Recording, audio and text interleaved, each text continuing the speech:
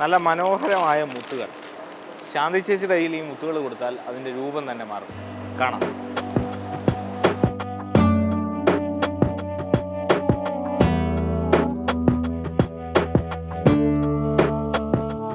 ആനയും കുതിരയും കളിപ്പാട്ടങ്ങളും ആദ്യം രൂപമായത് കാട്ടാക്കട സ്വദേശി ശാന്തിയുടെ മനസ്സിലാണ്.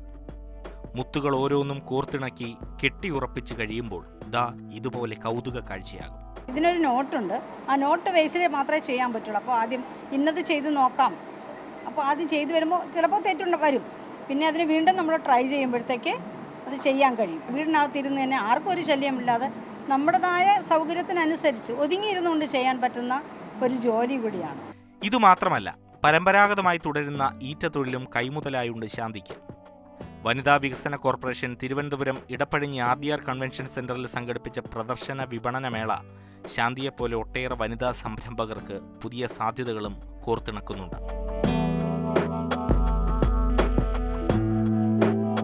മാതൃഭൂമി ന്യൂസ്, തിരുവനന്തപുരം.